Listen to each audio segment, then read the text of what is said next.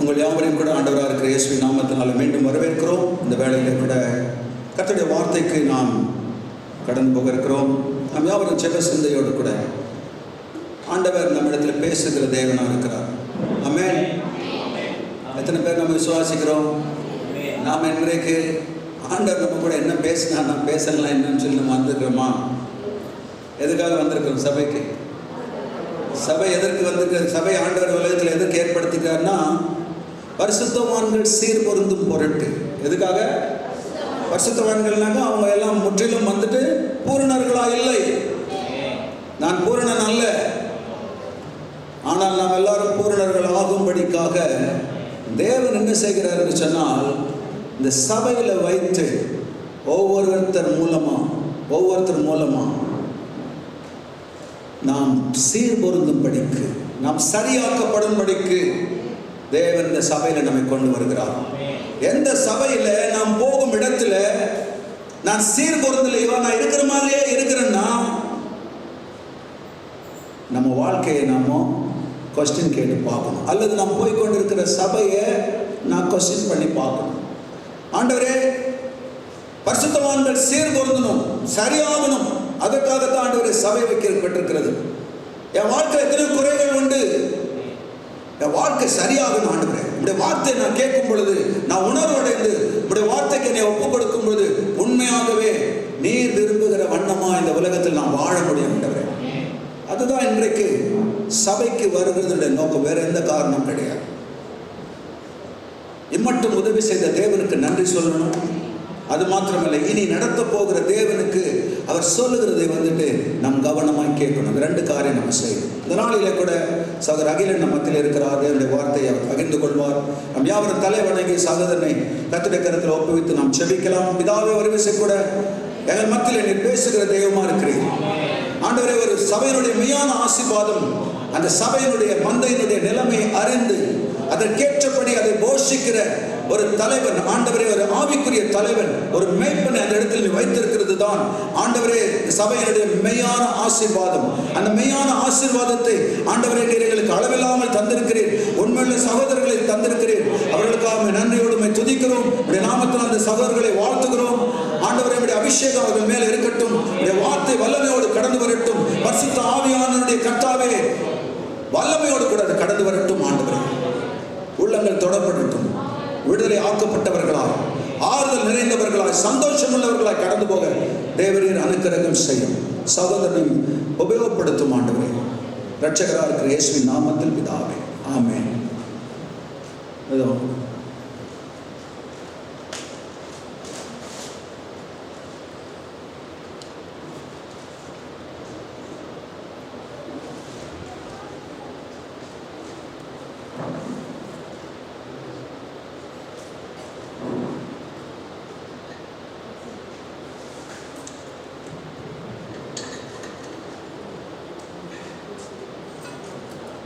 ஹல்லேலூயா, ஹல்லேலூயா. கர்த்தரின் நாமத்திற்கு மகிமை உண்டாவதாக. நமது ஊழியர் சொன்னது போல ஆண்டவர் கொடுத்த மெய்யான திருச்சபைக்காக ஆண்டவருக்கு நன்றி இருக்க கடவுள். ஹல்லேலூயா. நாம் எல்லாரும் பாவிகள் தான். எந்த திருச்சபை நம்மை ஒவ்வொரு நாளும் அந்த பாவத்தை விட்டு அவரை போல மாற்றுவதும் அதுதான் மெய்யான திருச்சபை. இப்படிப்பட்ட திருச்சபை கொடுத்ததுக்காக ஆண்டவருக்கு நன்றி சொல்ல கடவுள். ஹல்லேலூயா. அன்பான தேவ பிள்ளைகளே, இன்றைக்கு நாம் தியானிக்க இருக்கிற தலைப்பு பிசாசினிடத்திலேயும் நாம் பயப்பட தேவையில்லை. அன்பான தேவ பிள்ளைகளே, இன்றைக்கு நாம் வாழ்கிற இந்த உலகம் பார்த்தீங்கன்னா அறிவு யுகமாக மாறிவிட்டது. டெக்னாலஜி வேர்ல்டாக மாறிவிட்டது. எவ்வளவுதான் இந்த உலகம் அறிவியல் விஞ்ஞானத்தில் வளர்ந்தாலும் எல்லாருடைய உள்ளத்திலும் ஒருவித பயம் எப்பொழுதும் இருந்து கொண்டே இருக்கிறது. குறிப்பாக பிசாசை குறித்த பயம் படித்தவர்கள், படிக்காதவர்கள் எல்லாற்றை விட பரிதாபம் கொள்ள வேண்டிய விஷயம்னா, கிறிஸ்தவர்கள் மத்தியில கூட பிசாசை குறித்த ஒரு பயம், இந்த செய்தி கிரியைகளை குறித்த ஒரு பயம் இப்பொழுதும் இருந்து கொண்டே இருக்கிறது. அன்பான தேவ பிள்ளைகளே, எந்த ஒரு மனிதன் உண்மையாய் ஆண்டவராகிய இயேசு கிறிஸ்துவை உள்ளத்தில் ஏற்றுக்கொண்டு அவருடைய திவ்ய சுபாவத்தில் பங்குள்ளவர்களாய் மாறி அவரை பின்பற்றுகிற பிள்ளைகள் பிசாசுக்கு பயப்படவே தேவையில்லை. அவர்கள் பயப்படவும் மாட்டார்கள். அல்லேலூயா. எடுத்து வாசிக்கலாம். 1 யோவான் 4வது அதிகாரம் 16 முதல் 18 எடுத்து வாசிக்கலாம். 1 யோவான் 4வது அதிகாரம் 16 முதல் 18 வரை. தேவன் நம்மேல் வைத்திருக்கிற அன்பை நாம் அறிந்து விசுவாசித்திருக்கிறோம். தேவன் அன்பாகவே இருக்கிறார். அன்பில் நிலைத்திருக்கிறவன் தேவனில் நிலைத்திருக்கிறார், தேவனும் அவனில் நிலைத்திருக்கிறார். நியாயத்தீர்ப்பு நாளிலே நமக்கு தைரியம் உண்டாயிருக்கத்தக்கதாக அன்பு நம்மிடத்தில் பூரணப்படுகிறது. ஏனென்றால் அவர் இருக்கிற பிரகாரமாக நாமும் உலகத்தில் இருக்கிறோம். அன்பிலே பயமில்லை. பூரண அன்பு பயத்தை புறம்பே தள்ளும். பயமானது வேதனை உள்ளது. பயப்படுகிறவன் அன்பில் பூரணப்பட்டவன் அல்ல. ஆமென். தேவன் நம்மேல் வைத்திருக்க அன்பை நாம் அறிந்து விசுவாசித்திருக்கிறோம். தேவன் அன்பாகவே இருக்கிறார்.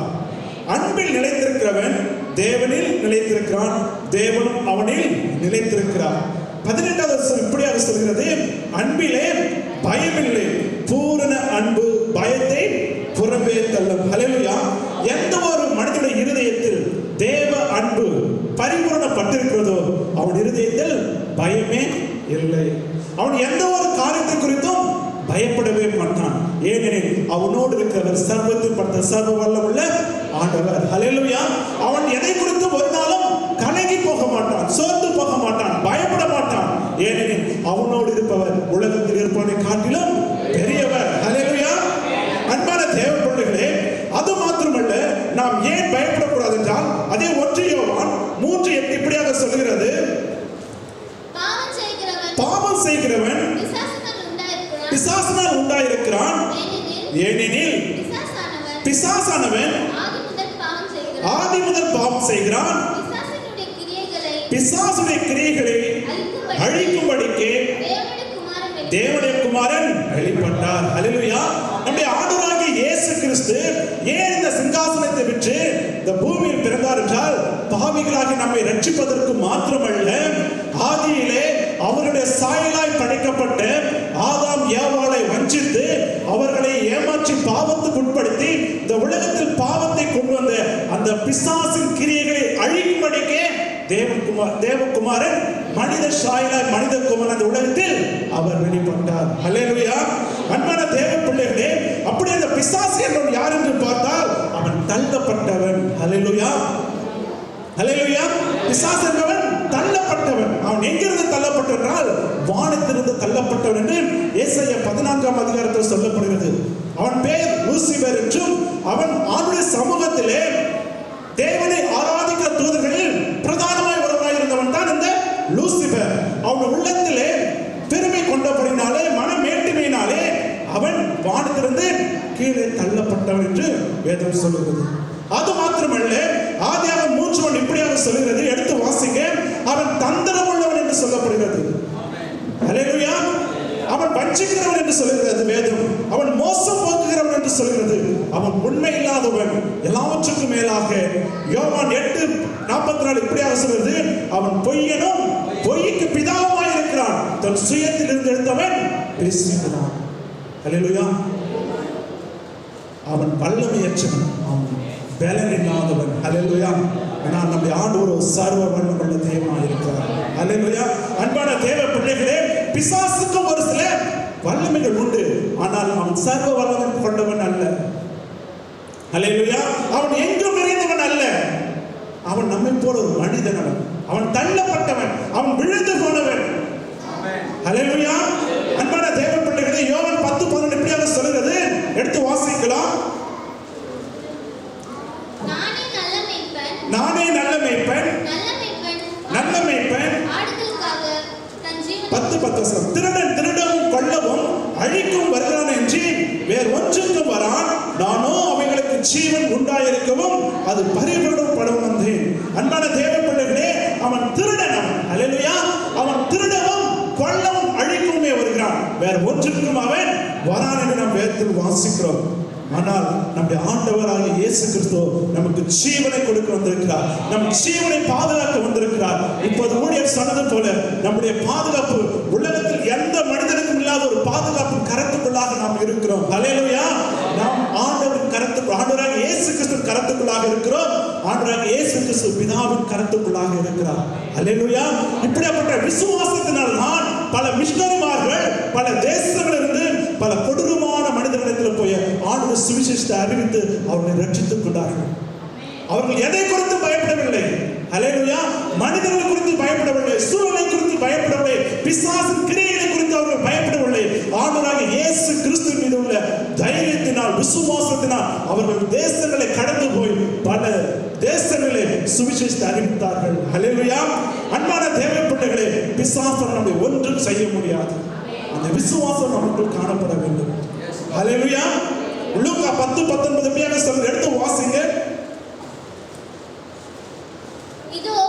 இதோ சர்ப்பங்களையும் தேள்களை மிதிக்கவும் சத்துருடைய சகல வல்லமையும் மேற்கொள்ளவும் உங்களுக்கு அதிகாரம் கொடுக்கிறேன், ஒன்றும் உங்களை சேதப்படுத்த மாட்டாது. ஹல்லேலூயா. கர்த்தர் நமக்கு ஒரு அதிகாரத்தை கொடுத்திருக்கிறார். கர்த்தர் நமக்கு ஒரு பவர் கொடுத்திருக்கிறார், ஒரு அத்தாரிட்டி கொடுத்திருக்கிறார். அவை ஒன்றும் உங்களை சேதப்படுத்த மாட்டாது. சத்துடைய சகல வல்லமையை மேற்கொள்ளவும் சர்ப்பங்களை தேள்களை மிதிக்கவும் அவர் நமக்கு அதிகாரம் கொடுத்திருக்கிறார். அதை நாம் விசுவாசிக்க வேண்டும். அதை நாம் பெற்றுக்கொண்டு ஒரு ஜெயமுள்ள கிறிஸ்துவ வாழ்க்கை நாம் வாழ வேண்டும். அதற்காகத்தான் அவர் நம்மை அழைத்திருக்கிறார். அதற்காகத்தான் அவர் நம்மை தெரிந்தெடுத்திருக்கிறார். அதற்காகத்தான் அவர் நம்மை பரிசுத்தமாக்கி இருக்கிறார். அதற்காகத்தான் அவர் நம்மை நீதிமானமாய் மாற்றிருக்கிறார். அந்த விசுவாசத்தோடு நாம் வாழ வேண்டும். ஒரு நாளும் பிசாசின் கைகளுக்கு நாம் பயப்படவே கூடாது. அல்லேலூயா. அது மாத்திரமல்ல, யாக்கோபு 4:7 எப்படியாவது சொல்றது எடுத்து வாசிக்கலாம். யாக்கோபு 4:7 எடுத்து படியுங்கள். ஆகையால் தேவனுக்கு கீழ்ப்படிந்திருங்கள், பிசாசுக்கு எதிர்த்து நில்லுங்கள், அப்பொழுது அவன் உங்களை விட்டு. அல்லேலூயா. நாம் யாருக்கு கீழ்ப்படிந்திருக்க வேண்டும், யாருக்கு பயப்பட வேண்டும் என்றால் ஆண்டவராகிய இயேசு கிறிஸ்துவுக்கு மாத்திரமே நாம் கீழ்ப்படிய வேண்டும். யாரை எதிர்த்து நிற்க வேண்டும்? பிசாசுக்கு எதிர்த்து நில்லுங்கள். பிசாசு போன்ற மனிதர்களுக்கு எதிர்த்து நில்லுங்கள். பிசாசின் கிரியைகளுக்கு எதிர்த்து நில்லுங்கள் என்று வேதம் சொல்கிறது. அப்பொழுது அவன் உங்களை விட்டு ஓடி போவான் என்று சொல்லுது. இப்படிப்பட்ட விசுவாசத்தில் நாம் அனுதினம் நாம் வளரக்கூடியவர்களாக நாம் மாற வேண்டும். அல்லேலூயா.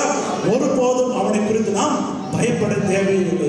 ஏனெனில் நம்மை காக்கிறவர் ஒருவதும் இல்லை, அவர் தூங்குவதும் இல்லை. இஸ்ரவேலை காக்கிறவர் நம் தேவனாய் இருக்கிறார், நம் தகப்பனாய் இருக்கிறார், நமக்கு மேய்ப்பனாய் இருக்கிறார், நம்மை அனுதினமும் கரம் பிடித்து நடத்துகிற சர்வ வல்லமையுள்ளவராய் இருக்கிறார். அல்லேலூயா. நீங்கள் அவனை எதிர்த்தால் போதும், அவன் உங்களை விட்டு அவன் ஓடி போவான் என்று வேதம் சொல்கிறது. அல்லேலூயா. அப்படியானால் கர்த்தருடைய பிள்ளைகளை வாழ்க்கை கூட ஆண்டவர் சில நேரங்களில் ஒரு சில காரியங்களை பிசாசை கொண்டு அனுமதிப்பதை நாம் வேதத்தில் பார்க்கிறோம். அப்ப ஏனென்றால் நம்மை பலவீனப்படுத்தவோ நம்மை சோர்ந்து போகவோ செய்ய அல்ல, நம்ம இன்னும் பரிசுத்தப்படுத்த முடியாது, இன்னும் நம்மை பலப்படுத்த முடியாது, இன்னும் நாம் அவரை போல மாற முடியாது, இன்னும் அவருக்கு நம்மை ஒப்பு கொடுக்க முடியாதுதான் அவர் அதை நம்ம வாழ்க்கையில அனுமதிப்பதை நாம் பார்க்கலாம். பழைய ஏற்பாட்டை நாம் எடுத்துக்கொண்டால் யோபு 1:9-12 வாசிங்கள். 1:9-12.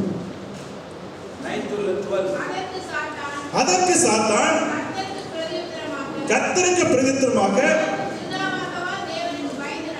யோபு விருதமாகவா தேவனுக்கு பயந்து நடக்கிறான், நீர் அவனையும் அவன் வீட்டையும் அவனுக்கு உண்டான எல்லாவற்றையும் சுற்றி வேலி அணைக்கவில்லையோ, அவன் கைகளில் கிரியை ஆசீர்வதித்து அவனுடைய சம்பத்து தேசத்தில் பெருகிற்று, ஆனாலும் உடைய கையை நீட்டு அவனுக்கு உண்டானவை எல்லாம் தொடுவீரானால், அப்போது அவன் உமது முகத்துக்கு எதிரே உம்மை தூஷிக்கானோ பாரும் என்றான். கர்த்தர் சாத்தானை நோக்கி,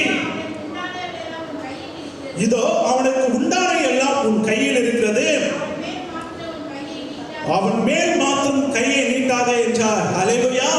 அன்பான தேவ பிள்ளைகளே, கர்த்தர் நமக்கு கொடுக்கிற பாதுகாப்பு என்றால் ஒருவனுடைய ஜீவனை எடுத்துக் கொள்ளவே முடியாது. அவருடைய சித்தம் இல்லாமல் ஒருவனுடைய ஜீவனை பறித்துக் கொள்ளவே முடியாது. அல்லேலூயா. அன்பான தேவ பிள்ளைகளே, சாத்தான் வந்து யோபுவின் மீது கண் வைக்கிறான். அவன் உத்தமன், சன்மானகன், தேவனுக்கு பயந்தவன் சாட்சி பெற்றவனாய் இருப்பதனால் அவன் மீது கண் வைத்து அவனை சோதிக்கும்படி கர்த்தரிடத்தில் உத்தரவு கேட்கிறான். அல்லேலூயா. ஒரு சில தேவ மனிதர்கள் வாழ்க்கையிலே கர்த்தருடைய சித்தம் இல்லாமல் ஒரு துளி அணுவும் அசையாது. அல்லேலூயா. ஒரு காரியம் அவருடைய சித்தம் இல்லாமல் நடைபெறாது.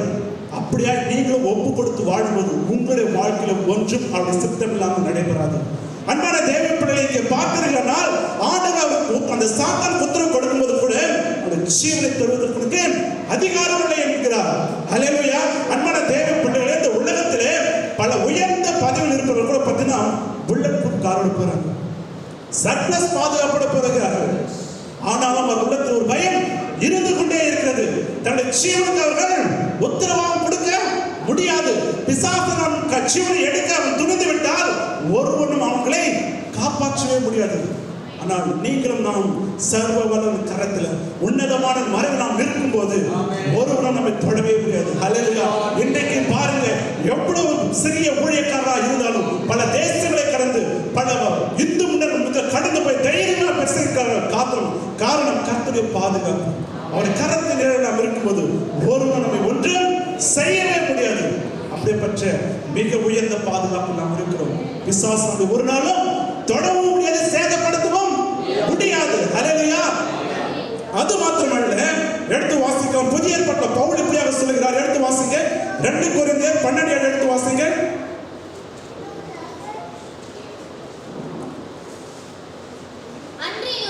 அன்றியும் எனக்கு வெளிப்படுத்தப்பட்டவர்களுக்குரிய படிங்க மேன்மை நிமித்தம் நான் என்னை உயர்த்தாத படிக்கு என் மாம்சத்தில் ஒரு முள் கொடுக்கப்பட்டிருக்கிறது. என்னை நான் உயர்த்தாத படிக்கு அது என்னை குட்டும் சாத்தானுடைய தூதனா இருக்கிறது. ஹல்லேலூயா. நாம் பெருமை கொள்ளாதபடி சில காரியங்கள் தேவன் நமக்கு அனுமதிக்கிறார். மிகப்பெரிய ஊழியக்காரன் ஆகிய அப்போஸ்தலர் வாழ்க்கையிலும் அப்போஸ்தலர் பவுலுடைய வாழ்க்கையிலும் அது இருந்தது நாம் வேதத்தில் பார்க்கிறோம். நான் என்னை உயர்த்தாத படிக்கு என் மாம்சத்தில் ஒரு முள் கொடுக்கப்பட்டிருக்கிறது. என்னை நான் உயர்த்தாத படிக்கு அது என்னை குட்டும் சாத்தானுடைய தூதனாய் இருக்கிறது. அது என்னை விட்டு நீங்கும்படிக்கு நான் 3 தரம் கர்த்தரிடத்தில் வேண்டிக் கொண்டேன். அதற்கு அவர், என் கிருபை உனக்கு போதும், பலனத்தின் பலன் பரிபூர்ணமாய் விளங்கும். ஒரு சில காரியங்கள் வாழ்க்கையில் அனுபவிக்கும் போது கர்த்தர் நம்மை இன்னும் பலப்படுத்தும்படியா, இன்னும் அவருக்கு நம்மை தாழ்த்தும்படியா, இன்னும் அவருக்கு நாம் எடுத்து அவருக்கு நம்மை பயன்படுத்தும்படியா கர்த்தர் அதை அனுமதிக்கிறார். அது மாத்திரமல்ல, அதை தாங்கும்படியான கிருபையும் அவரே நமக்கு கொடுக்கிறார். அவர் சொல்லுகிறார், கிருபை உனக்கு போதும், உன் பலனத்தின் பலன் பரிபூர்ணமாய் விளங்கும் என்று அப்போஸ்தலர் பவுலுக்கு சொல்லுகிறார். அப்படியானா சாத்தானுடைய சில காரியம் நம்ம வாழ்க்கையில் கர்த்தர் எதற்கு அனுமதிக்கிறார்? அவருடைய கிருபை நமக்கு அதிகமாய் பெருகும்படிக்கு அதை நம்முடைய வாழ்க்கையில அனுமதிக்கிறார். அது மாத்திரமல்ல, பேதுரு வாழ்க்கையில இப்படியாக சில எடுத்து வாசிக்கலாம். லூக்கா 22:31 எடுத்து வாசிங்க.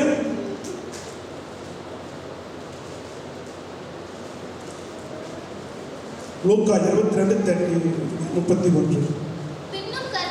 பின்னும் கர்த்தர் சீமோனே சீமோனே, இதோ கோதுமையை சுலக்கினால் புடைக்கிறது போல சாத்தான் உங்களை புடைக்கிறதுக்கு உத்தரவு கேட்டுக்கொண்டான். நானும் உன் விசுவாசம் ஒழிந்து போகாதபடிக்கு உனக்காக வேண்டிக் கொண்டேன். அல்லேலூயா. நம்முடைய விசுவாசம் ஒழிந்து போகாதபடிக்கு சில காரியங்களை கர்த்தர் அனுமதிக்கிறார். இதோ கோதுமையை சுலக்கினால் புடைக்கிறது போல சாத்தான் உங்களை புடைக்கிறதுக்கு உத்தரவு கேட்டுக்கொண்டான். நானோ உன் விசுவாசம் ஒழிந்து போகாதபடிக்கு உனக்காக வேண்டிக் கொண்டேன். நமக்காக வேண்டிக் கொள்வதற்காக நம்முடைய விசுவாசத்தை இன்னும் அவருக்குள் பலப்படுத்தும்படியாய், வர்த்திக்க செய்யும்படியாய் ஒரு சில காரியங்களை கர்த்தர் சாத்தானை கொண்டு அனுமதிக்கிறார். அல்லேலூயா. அன்பான தேவ பிள்ளைகளே, சாத்தான் நம்மை ஒன்றும் செய்ய முடியாது. இப்படிப்பட்ட விசுவாசத்தில் நீங்கள் வளர வேண்டும். அல்லேலூயா. இப்படிப்பட்ட ஆவிக்குரிய ஜீவியத்தில் அனுதினம் வாழ்வதற்கு நம்மை ஒப்பு கொடுக்க வேண்டும். ஒரு சில காரியங்கள் கர்த்தர் நம் வாழ்க்கையில அனுமதிக்கிறார் என்றால் அது நம்மை பலப்படுத்தும்படியா, அவருடைய கிருபையில் பலப்படுத்தும்படியா, அவருடைய விசுவாசத்தில் பலப்படுத்தும்படியா, அவரின் சாயலுக்கு ஒப்பாய் நம்மை மாறுவதற்காக ஒரு சில காரியம் கர்த்தர் அனுமதிக்கிறார். அப்படி என்றால் நாம் அவனை ஜெயிக்க முடியுமா? நிச்சயமாக ஜெயிக்க முடியும். சிலுவையிலே சாத்தானை இயேசு கிறிஸ்து ஜெயித்தார். அவருடைய பிள்ளைகளாகிய நாமும் கூட அவனை ஜெயிக்க முடியும். அல்லேலூயா. கொலோசியர் 2:13-15 எடுத்து வாசிக்கலாம்.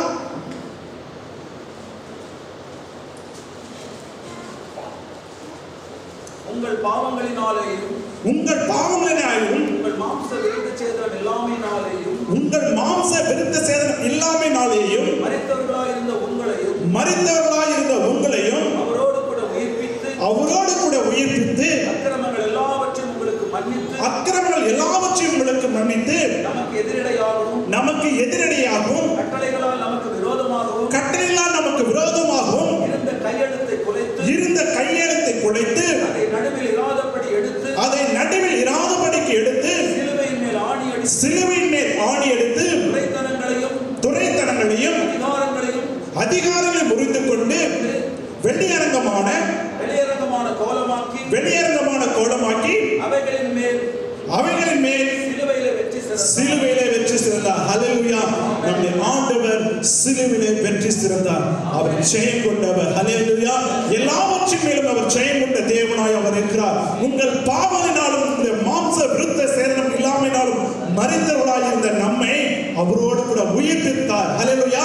அக்கிரமங்களால் மரித்தவர்ந்த நம்மை மன்னித்து அவரோடு கூட நம்மை உயிர்ப்பித்தார். அது மாத்திரமல்ல, நமக்கு எதிரடியாயிருந்த ஆராதனை சொன்னது போல எல்லாவற்றையும் அவர் அழித்து போட்டார். எல்லாவற்றையும் அவர் குலைத்து போட்டார். சிலுவையிலே சாத்தானுடைய துரைத்தனங்களை அவர் உரித்துக் கொண்டு அவைகளின் மேல் அவர் வெற்றி சிறந்தார். தன்னுடைய காலின் கீழ் அவரை போட்டு அவர் மிதித்தார் என்று நாம் வாசிக்கிறோம். நாம் பாடின பாடல்படி கிறிஸ்துவுக்குள் வாழும் எனக்கு எப்பொழுது வெற்றி உண்டு. சாத்தானின் அதிகாரத்தை அவர் பறித்துக் கொண்டார். அல்லேலூயா. சிலுவையில் அவர்களை அறிந்து விட்டார். நாம் கிறிஸ்துவுக்குள் வாழுவது, கிறிஸ்துவை தரித்துக் கொண்டு வாழுவது, கிறிஸ்துவுக்குள் தன்னை ஒப்பு கொடுத்து வாழுவது, கிறிஸ்துவின் திவ்ய சுபாவத்தை மற்றும் வெளிப்படுத்தி வாழுவது, நாம் அவன் மீது ஜெயம் கொள்ள முடியும். அல்லேலூயா.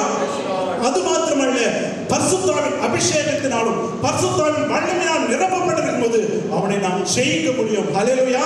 எடுத்து வாசிக்கலாம். அப்போஸ்தலர் 10:38 எடுத்து வாசிக்கலாம்.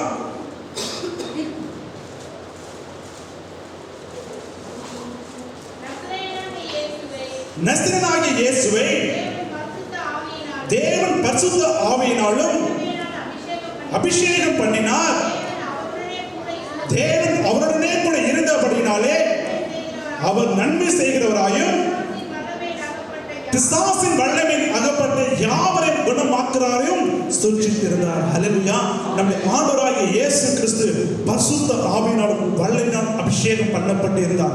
கடந்த வாரத்தில் நாம் கேட்ட செய்தி கூட அவர் அபிஷேகத்தில் நிறைந்தவராயிருந்தார். அவர் சிறைப்பட்டவர்களை விடுதலை ஆக்கவும் நொறுங்குண்டவர்களை விடுதலை ஆக்கவும் அவர் அபிஷேகம் பெற்றிருந்தார். ஹல்லேலூயா. அது மாத்திரமல்ல, பிசாசின் வல்லமையில் அகப்பட்டு யாவரையும் அவர் குணமாக்குறவராயிருந்தார் என்று நாம் வேதத்தில் வாசிக்கிறோம். நசரேயனாகிய இயேசுவை ஏற்றுக்கொண்ட நமக்கும் அப்படிப்பட்ட அபிஷேகத்தின் வல்லமை அவர் கொடுக்கும்போது நாமும் பிசாசின் வல்லமைகளை மேற்கொண்டு ஜெயம் பெற முடியும். ஹல்லேலூயா. அது மாத்திரமல்ல, அன்பான தேவ பிள்ளைகளே, வெளிப்படுத்தல் 12:11 இப்படியாக சொல்வது, இயேசுவின் ரத்தத்தினாலும் அவருடைய சாட்சியின் வசனத்தினாலும் நாம் அவனை ஜெயிக்க முடியும் என்று வேதத்தில் வாசிக்கிறோம். எடுத்து வாசிக்கலாம். வெளிப்படுத்தல் 12:11 எடுத்து வாசிக்கலாம். மரணம் நேரிடுவதா இருந்தாலும் அவற்றுக்கு நாம் தப்பும்படிக்கு தங்கள் ஜீவனையும் பாராமல் ஆட்டுக்குட்டியின் ரத்தத்தினாலும் தங்கள் சாட்சியின் வசனத்தினாலும் அவனை ஜெயித்தார்கள். ஹல்லேலூயா. ஆண்டவராகிய இயேசு கிறிஸ்துவின் ரத்தம் சாத்தானை ஜெயிக்கும். ஹல்லேலூயா. அவருடைய வசனம் சாத்தானை ஜெயிக்கும்.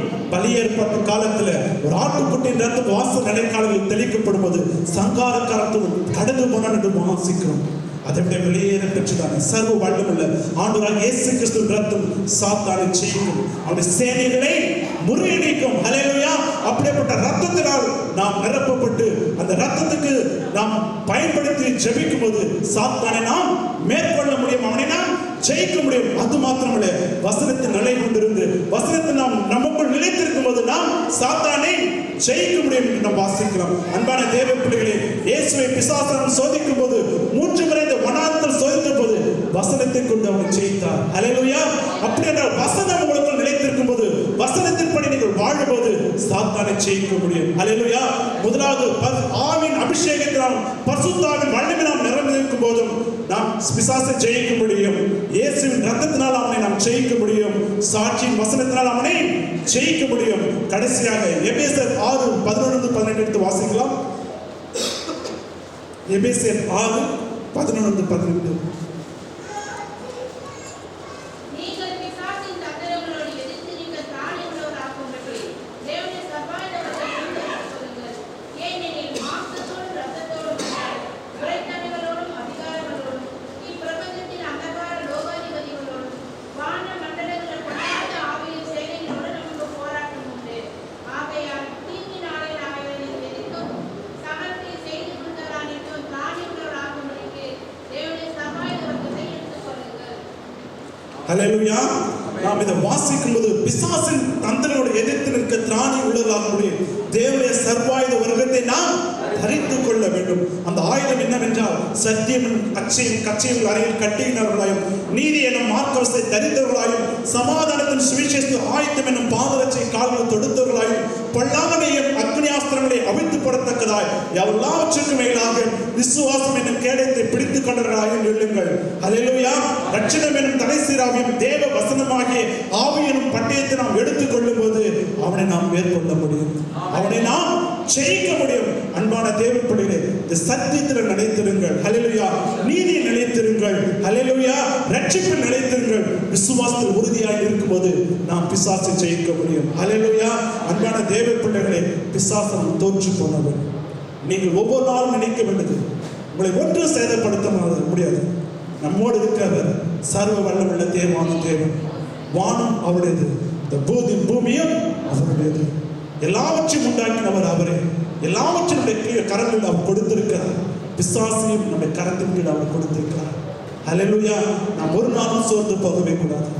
அவருடைய தந்திரங்கள் நாம் அறியாதவர்கள் அல்ல.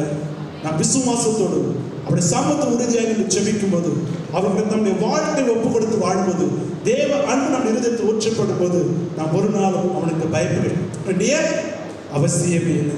நாம் தைரியத்தோடு உலகத்தில் நாம் வாழ நம்ம ஒப்புக் கொடுப்போம். அவற்றுக்கு மேலாக நாம் பிசாசு நமக்கு கீழ்ப்படுகிறது நம்ம பெருமை பாராட்டாமல் ஜீவ புஸ்தகத்தில் நம்முடைய பெயர் எழுதப்பட்டு நாம் பெருமைப்படுவோம். நாம் ஜெபிக்கும் போது பிசாசு ஒருவர் நமக்கு கீழ்ப்பட்டிருக்கிறார், நாம் அதை குறித்து ஒரு நாளும் பெருமை கொள்ளாதிருப்போம். ஏனெனில் அவை நமக்கு கீழ்ப்படவில்லை, நமக்குள் இருக்கிற சர்வ வட்டம் இருக்க அவர் கீழ்ப்படுகிறது. ஆனால் ஒரு நாளும் பெருமை கொள்ளாதீர்கள், பிசாசுக்கு எதிர்த்து கொள்ளுங்கள். அப்போது அவனை விட்டு ஓடி போவான். தேவனுக்கு பயந்தவர்கள், தேவனுக்கு கீழ்ப்படுவீர்கள், அவனை விட்டு ஓடி போவான். அப்படிப்பட்ட பரிசுத்தமான வாழ்க்கைக்கு ஒப்புக் கொடுங்கள். பரிசுத்த ஆவியானவர் வழி நடத்துவாராக. ஆமென். ஆமென்.